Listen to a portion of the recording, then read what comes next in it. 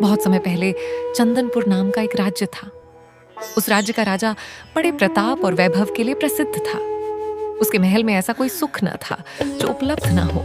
शानदार भोजन, सुंदर बाग, नाच गान, धन संपत्ति, सब कुछ।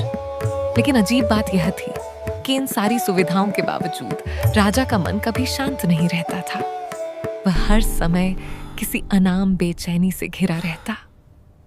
राजा ने अपनी इस व्यथा से छुटकारा पाने के लिए ज्योतिषियों का सहारा लिया, पंडित बुलाए, यज्ञ करवाए, कीमती रत्न पहने, मगर उसे वो शांति नहीं मिली जिसकी वह तलाश कर रहा था। एक दिन मन की बेचैनी दूर करने के लिए राजा ने सोचा कि वह भेष बदलकर अपने राज्य में घूमेगा। शायद अपने लोगों की जिंदगी देखकर उसे कुछ सीखने को मिले। चलते चलते वह एक हरे भरे खेत के पास पहुंचा।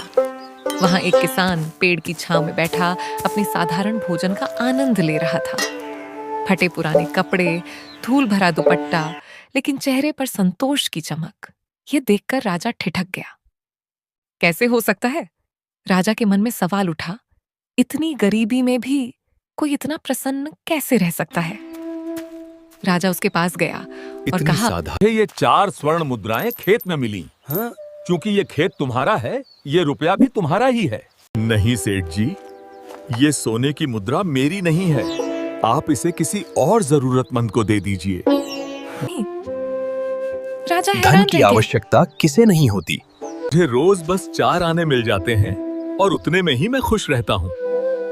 4 आने से कोई खुश कैसे रह सकता है? सेठ जी, खुशी इस बात पर नहीं निर्भर करती कि आप कितना कमाते हैं, बल्कि इस पर निर्भर करती है कि आप उसे कैसे उपयोग करते हैं। राजा की जिज्ञासा बढ़ गई। उसने पूछा, तो तुम 4 आने का करते क्या हो? किसान ने सरलता से उत्तर दिया, 1 आना कुएं में डाल देता हूँ, दूसरा कर्ज चुका देता हूँ, तीसरा उधार दे देता हूँ और चौथा मिट्टी में गाड़ देता हूँ। इतना कहकर किसान तो अपने रास्ते चला गया, पर राजा सोच में डूब गया। वह इन उपमाओं का अर्थ समझ ही नहीं पाया। अगले दिन उसने पूरी सभा बुलवाई और यह प्रसंग सुनाया। सबने अलग अलग व्याख्याएं दी, लेकिन राजा संतुष्ट नहीं हुआ। अंत में किसान को बुलाने का आदेश हुआ। जब किसान दरबार पहुंचा, राजा ने सम्मानपूर्वक उसे बैठाया और कृपया मुझे इन 4 आने का अर्थ समझाओ। किसान ने बिना हिचक बताए, हुजूर, पहला आना मैं कुएं में इसलिए डालता हूं क्योंकि यह मेरे परिवार के भरण पोषण में जाता है। दूसरे आना से मैं कर्ज चुकाता हूं, यानी अपने बूढ़े माँ बाप की सेवा करता हूं, जिन्होंने जीवन भर मेरा पालन किया।